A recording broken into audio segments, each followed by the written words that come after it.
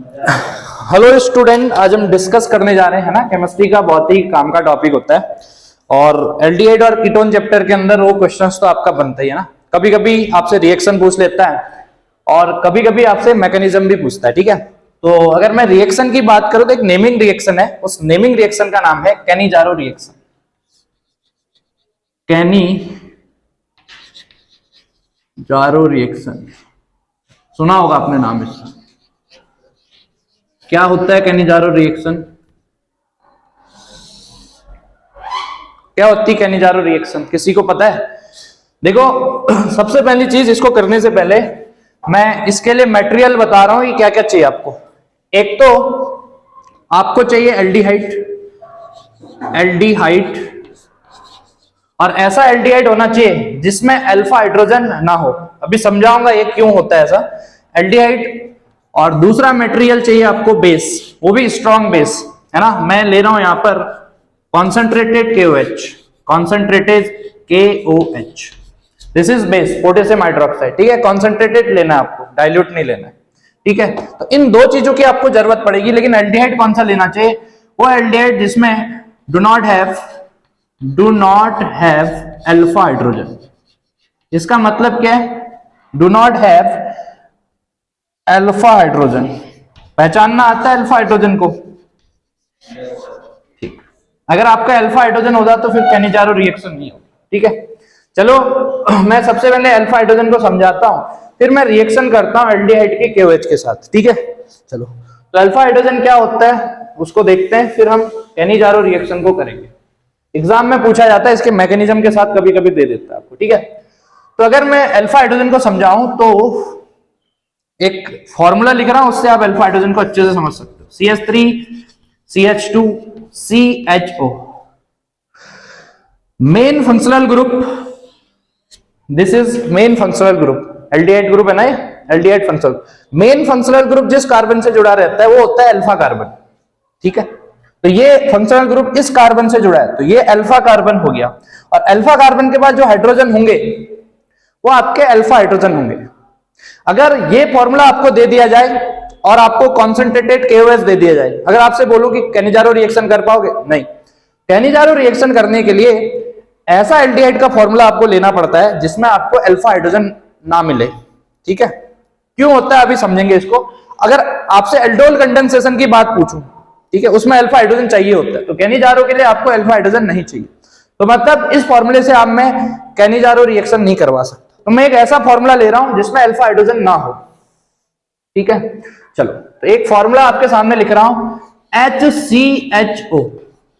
ये फॉर्मल्डिहाइड का फॉर्मूला है। क्या इसके पास अल्फा हाइड्रोजन है? आप बोलेंगे बिल्कुल नहीं है। क्यों? क्योंकि ये मेन फंक्शनल ग्रुप हो गया।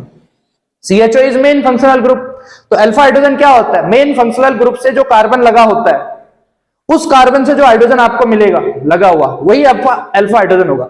तो इसमें तो एक ही कार्बन है, एक ही फंक्शनल ग्रुप है, कोई साइड में कोई कार्बन ग्रुप नहीं जुड़ा है, तो अल्फा हाइड्रोजन इसके पास नहीं है। तो आपको कैनिजारो रिएक्शन करनी तो आप फॉर्मल्डिहाइड की रिएक्शन आप करो इसके साथ, KOH के साथ। KOH होना चाहिए आपका कॉन्सेंट्रेट। और जब आप KOH के साथ इसकी रिएक्शन कर रहे हो तो इस टाइम इसके ले लेना दो मॉलिक्यूल्स ले लेना, ठीक है। तो इसमें एक तो बनता है आपका मिथेनॉल, CH3OH बनेगा, प्लस एक बनता है HCOOK। ये होगा आपका पोटेशियम फॉर्मेट। देखा, अगर मैं पोटेशियम को हटा दूं तो ये फॉर्मेट ग्रुप है, यहां पर नेगेटिव चार्ज होगा, फॉर्मेट ग्रुप। ये पोटेशियम फॉर्मेट है और इसको तो आप जानते हैं मिथेनॉल। तो जब भी कैनिजारो रिएक्शन करेंगे, मतलब जब भी दो फॉर्मल्डिहाइड मॉलिक्यूल्स को लेंगे, इसके साथ रिएक्शन करेंगे, एक मिथेनॉल का फॉर्मेशन होगा और दूसरा बनेगा मिथेनॉल के साथ क्या बनेगा, इसका नाम नहीं लिख रहा हूं, इसको हम पोटेशियम फॉर्मेट बोल। This is main product. ये है कैनिजारो रिएक्शंस। और समझ सकते हो, तो अल्फा हाइड्रोजन जिस एल्डिहाइड के पास ना हो उसी को लेना। जरूरी नहीं कि मैं बोल रहा हूं कि फॉर्मल्डिहाइड ही जरूरी है, नहीं। कैनिजारो किसी भी एल्डिहाइड की रिएक्शन आप इससे करवा लो, लेकिन वो एल्डिहाइड होना चाहिए यहां पर जिसके पास अल्फा हाइड्रोजन ना हो, ठीक है। चलो, फिर ये तो थी आपकी रिएक्शंस, ठीक है। अब हम इसकी मैकेनिज्म देखते हैं कि कैसे ये दोनों प्रोडक्ट बने हुए, ठीक है, क्योंकि मैकेनिज्म कभी कभी पूछ लेता है इसकी। तो सबसे पहले तो आप कहने जा रहे हो जो रिएक्शन डाली उसमें ये रिएक्शन लिख लो, ये पूरी लिख लो, फिर मैकेनिज्म हेडिंग डालना, वो काम की होती है। ठीक है, मैकेनिज्म लिख लो, वो मैकेनिज्म आपकी काम की होती है।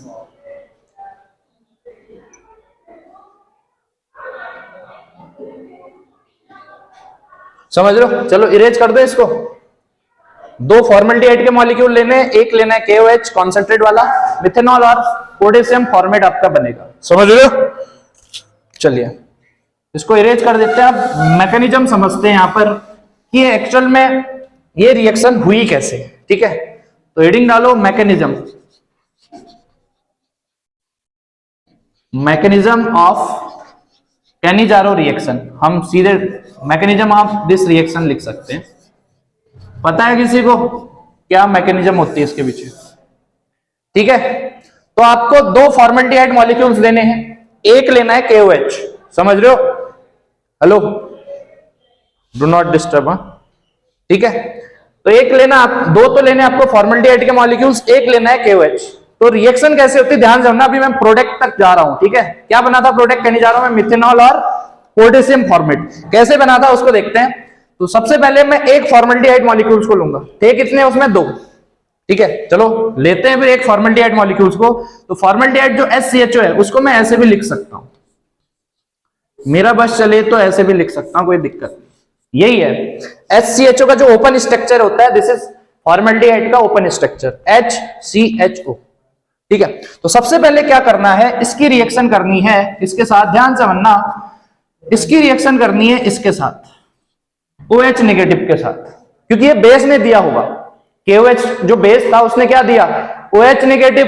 समझ रहे हो? तो ये OH नेगेटिव के पास क्या, नेगेटिव चार्ज, यहां पर कहां अटैक करेगा, ये न्यूक्लियोफाइल की तरह काम करेगा, क्योंकि इलेक्ट्रॉन रिच स्पीसीज है। दुनिया के हर नेगेटिव चार्ज स्पीसीज न्यूक्लियोफाइल होता है, वो इलेक्ट्रॉन देना जानता है, और देगा कहां पर, ये इलेक्ट्रॉन वहां देगा जहां पर इलेक्ट्रॉन की कमी दिखेगी। और कमी यहां पर कहां पर होती है मैं बता रहा हूं। ये जो बॉन्ड दिखता है ना कार्बन और ऑक्सीजन के बीच का, तो ऑक्सीजन इज इलेक्ट्रोनेगेटिव एटम, ये बॉन्ड को खींचेगा। तो अगर ये बॉन्ड इधर जाएगा, इस पे पॉजिटिव, इस पे क्या आएगा, क्रिएट नेगेटिव, इस पे नेगेटिव, इस पे पॉजिटिव, ये अपनी जगह रहेंगे। तो अगर यहां पर पॉजिटिव आ गया है तो ये नेगेटिव वाला पार्ट यहां पर जोड़ दूंगा, और ये वाला बॉन्ड कहां हो जाएगा, जैसे इसने अटैक यहां पर किया, यही अटैक क्यों करेगा, क्योंकि ये पॉजिटिव सेंटर होता है, क्योंकि ये बॉन्ड क्या होता है, थोड़ा पोलर नेचर का होता है, ये बॉन्ड उसकी तरफ होता है, तो इस पे प्लस, इस पे माइनस आता है। जैसे ही अटैक यहां करेगा, ये वाला बॉन्ड यहां शिफ्ट होगा, तो ये शिफ्टिंग की वजह से इसमें नेगेटिव, ये OH यहां जुड़ गया होगा, H और H यहां से बनेगा क्या, ध्यान से सुनना। कुछ मैं ऐसा बना रहा हूं, ये H, ये OH, ये आपका यहां वाला H, यहां पर कुछ ऐसा बनेगा। कैसे बनना पता चल गया? ठीक हो गया। अब आएगा पिक्चर में फॉर्मल्डिहाइड का सेकंड मॉलिक्यूल्स, दो लिए थे ना ये। ठीक है, पहले मॉलिक्यूल्स ने तो H के साथ रिएक्शन किया, अब सेकंड मॉलिक्यूल्स को लूंगा मैं। तो सेकंड मॉलिक्यूल्स की रिएक्शन इसके साथ कराऊंगा, तो सेकंड को लिख रहा हूं यहां पर। सेकंड मॉलिक्यूल्स कैसा होगा, कुछ ऐसा। ठीक है, ये सेकंड मॉलिक्यूल्स है। अब देखो फिर एक काम की चीज, यहां पर एक बैक बॉन्डिंग नाम की चीज होती है। देखो ये नेगेटिव सेंटर है, इसको क्या चाहिए, पॉजिटिव सेंटर। आपके हिसाब से इस फॉर्मूले में पॉजिटिव सेंटर ये है, आपके हिसाब से ये यहां जुड़ना चाहिए। अगर ये यहां जुड़ता है तो जो कंपाउंड बनेगा वो अनस्टेबल होता है, इसीलिए हम इसके थ्रू रिएक्शन नहीं करवाते, मतलब इसके थ्रू अटैक नहीं करवाते। ठीक है, तो अटैक कहां से होता है, ध्यान से सुनना।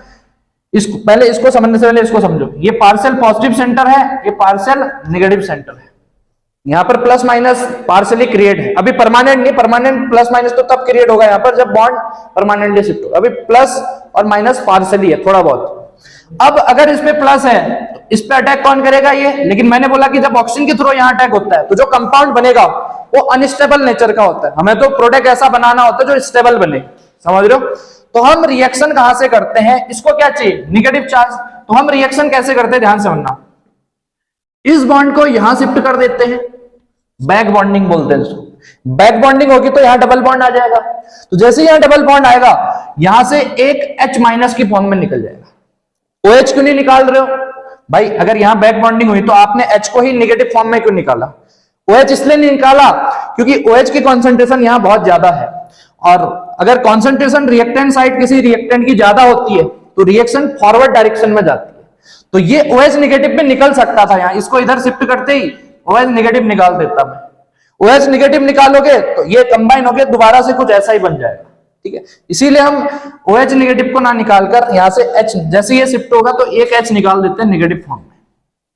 तो जैसे ही यहां शिफ्ट होगा डबल बॉन्ड आ गया होगा इसके बीच, ये निकल गया नेगेटिव फॉर्म में, तो नेगेटिव जाके यहां जुड़ जाएगा, ठीक है। और बनेगा क्या, ये बचेगा, ये बचेगा, ये बचेगा, और इन दोनों के बीच डबल बॉन्ड आएगा। तो मैं बना रहा हूं इनका प्रोडक्ट, इन दोनों की रिएक्शन से क्या बना होगा, इन दोनों का प्रोडक्ट मैं बना रहा हूं। एक तो बना आपका C double bond O H और OH, एक तो कुछ ऐसा बना होगा। ये इधर शिफ्ट हुआ तो डबल बॉन्ड ये वाला है ना, ये तो निकल गया, बचा क्या होगा, ये तो बचा होगा ये और ये और ये। एक तो बन गया HCOOH, ठीक है, प्लस साथ में क्या, ये निगेटिव फॉर्म में निकला होगा तो ये पॉजिटिव पे जाके जुड़ेगा, तो ये H यहां जुड़ जाएगा। तो जैसे ही H यहां जुड़ेगा तो ये बॉन्ड इधर शिफ्ट हो जाएगा। तो बनेगा क्या, ध्यान से बनना, ये जैसे ही ये निगेटिव में निकलेगा ये यहां जुड़ेगा CH3 और ये इधर शिफ्ट हो जाएगा। तो बनेगा क्या, ध्यान से बनना, ये और ये और ये बना होगा नहीं बना होगा, ये इधर शिफ्ट, इस पे प्लस, तो ये नेगेटिव फॉर्म में टूटेगा तो CH3, ठीक है। लेकिन ये नेगेटिव चार्ज है तो इसने एक K+ भी निकाला था, ठीक है, ये यहां जुड़ जाएगा, जो K+ निकाला था कुछ ऐसे जुड़ेगा। तो मुझे एक चीज बताओ, फिर यहां पर एक चीज आपको देखने में मिल रही होगी, यहां पर एक चीज ध्यान से समझो, यहां से हाइड्रोजन निकल रही, मतलब इस फॉर्मूले से हाइड्रोजन निकल रही है और वो हाइड्रोजन जाके यहां जुड़ रही है। तो हाइड्रोजन का निकलना होता है ऑक्सीडेशन और हाइड्रोजन का जुड़ना होता है रिडक्शन।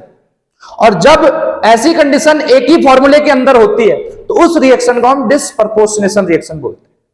कभी कभी पूछा जाता है कि व्हाट इज डिसप्रपोर्शनेशन रिएक्शन, कुछ नहीं, एक ही मॉलिक्यूल के अंदर ऑक्सीडेशन और उसी मॉलिक्यूल का रिडक्शन भी हो रहा हो तो उस रिएक्शन को डिसप्रपोर्शनेशन रिएक्शंस बोलते हैं। तो यहां पर कुछ ऐसा ही है, ये भी आपका क्या था, फॉर्मेल्डिहाइड से तो बना था, तो इससे हाइड्रोजन निकला, मतलब इसका क्या हो गया होगा, ऑक्सीडेशन। ये हाइड्रोजन निकल के इससे जुड़ा, इसका क्या हो गया होगा, रिडक्शन। तो ऑक्सीडेशन और रिडक्शन एक ही मॉलिक्यूल्स का हो रहा है, तो ये आपकी जो कैनिजारो रिएक्शन होती है, मतलब वो डिसप्रपोर्शनेशन रिएक्शन है, डिसप्रपोर्शनेशन, मतलब जिसमें सिंगल मॉलिक्यूल्स का ही ऑक्सीडेशन और सिंगल का ही क्या हो, रिडक्शन। तो ये आपका बनेगा। तो इतना कैसे बना पता चल गया, यहां से H निकला, यहां जुड़ा, ये नेगेटिव एक बना ये, और ये जो K+ आया इससे KOH का जो K+ था यहां जुड़ गया। अब देखो ये एसिड है, ये एसिड है, अगर एसिड है तो ये बगल वाला जरूर बेस की तरह काम कर रहा होगा। तो बेस का क्या काम होता है, अगर ये एसिड है तो H+ निकालेगा, ये ध्यान से सुनना, अगर ये एसिड है तो H+ निकालेगा और वो H+ जाके यहां जुड़ेगा और वो K+ कुछ यहां आ जाएगा। ध्यान से सुनना कर क्या रहा हूं, अगर ये एसिड है तो यहां से H+ निकलेगा, तो H+ निकल के इस K+ को थोड़ी देर के लिए हटा दो तो यहां पर जुड़ेगा, तो बनेगा क्या, CH3O था ही और यहां का H+ यहां आया और यहां का K+ यहां आएगा कुछ, तो बनेगा क्या, मेन प्रोडक्ट CH3OH प्लस क्या बनेगा, HCOO।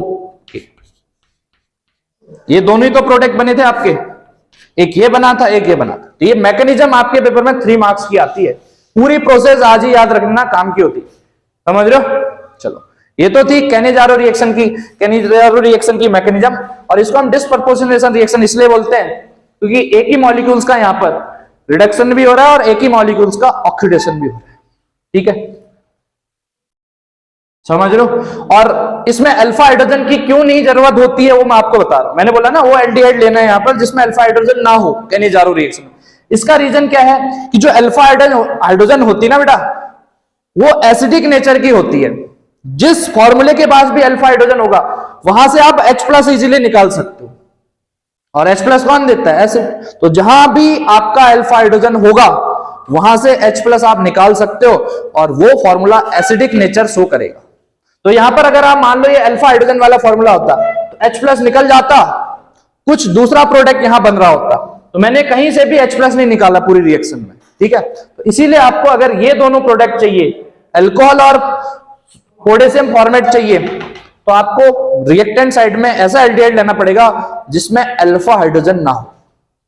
अगर अल्फा हाइड्रोजन होगा तो H+ निकल जाएगा और प्रोडक्ट कुछ दूसरे बनेंगे, ठीक है। और वो रिएक्शन आपकी एल्डोल कंडेंसेशन वाली होती। तो कहने जा रहा हूं मैं आपको ऐसा एल्डिहाइड लेना है जिसमें अल्फा हाइड्रोजन ना हो।